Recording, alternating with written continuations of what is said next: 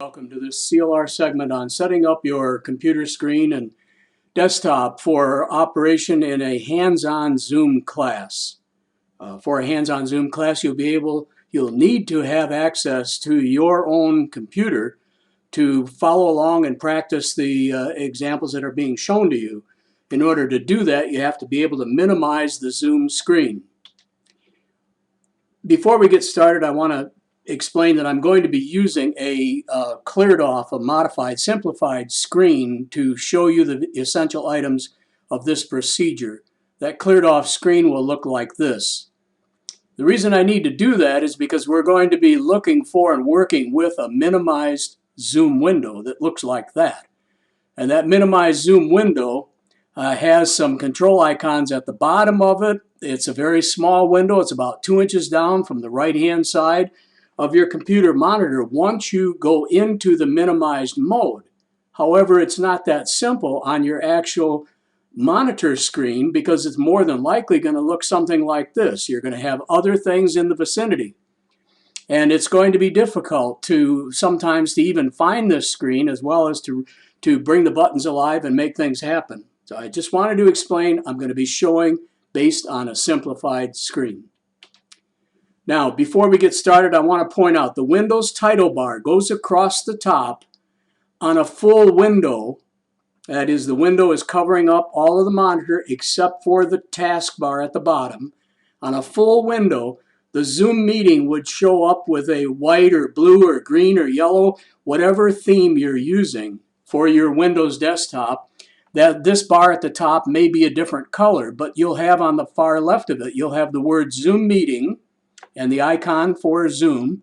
You'll have on the far right of it, you'll have an X, a square or a double square, and an underline, underscore, dash, minus sign, whatever you would like to call that. You're going to have a little symbol there. That's the minimized symbol.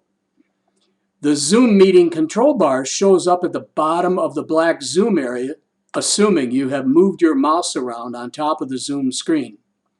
The Windows taskbar at the very bottom of your monitor. This is an essential item, as well as the Windows title bar. These have to be present if you're going to be operating in a hands-on session.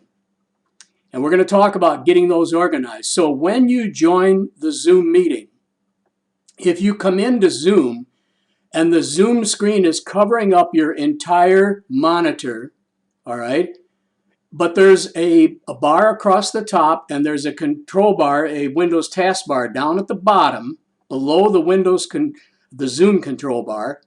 There's a Windows taskbar. Then you are good to go. You're all ready to do what we need to do for hands-on session.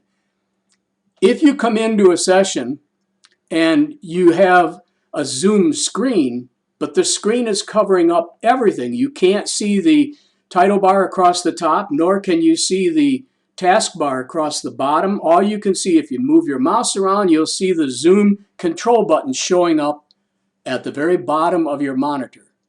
This being the case, you're going to need to go up, click on the view, and when the menu drops down, you're going to click on the bottom item of that menu, which is Exit Full Screen.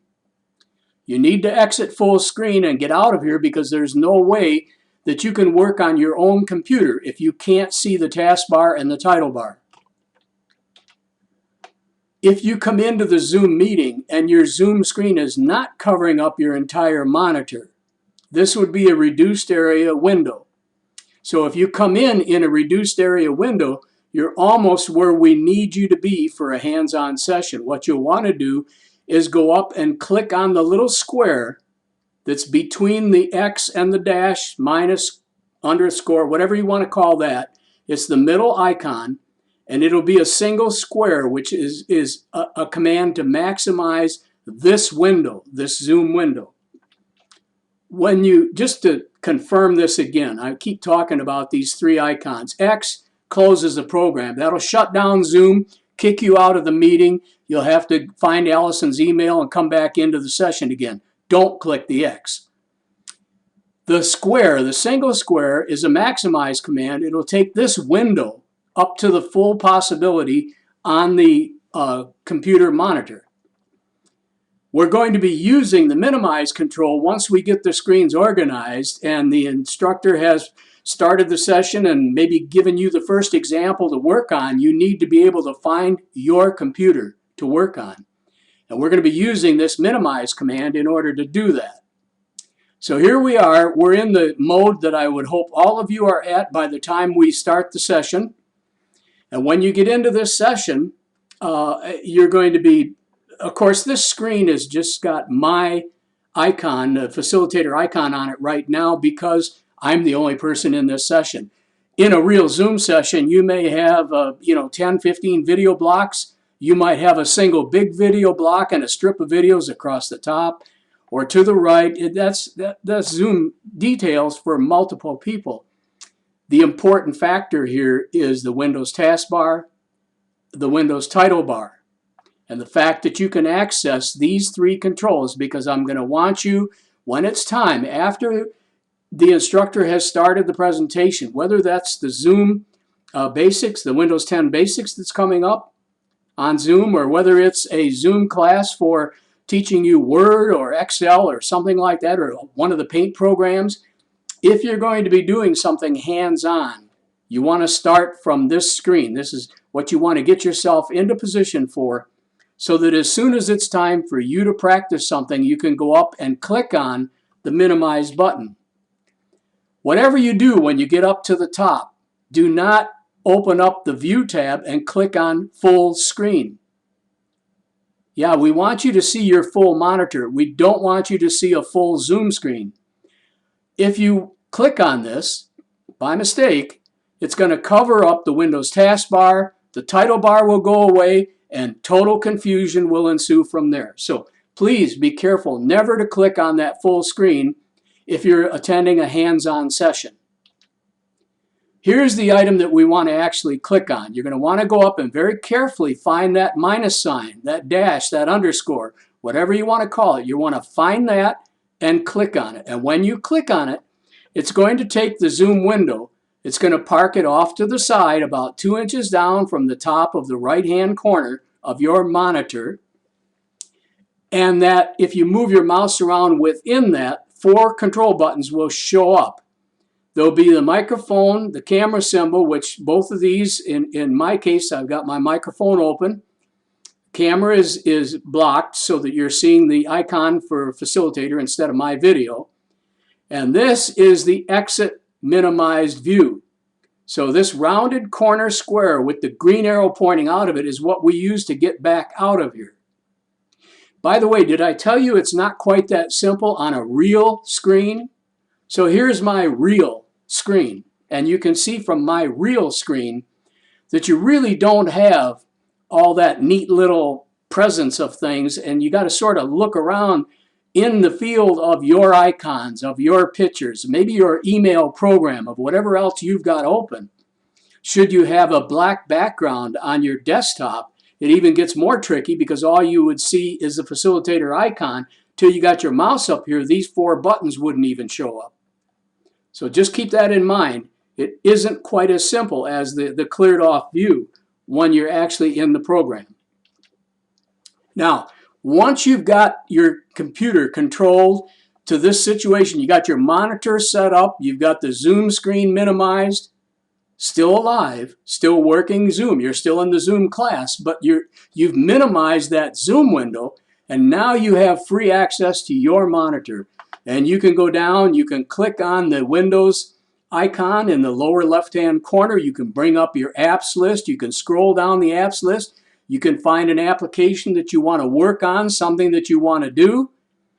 And then when you are asked, for example, one of the Windows 10 basics examples we're going to do is setting up the update timing.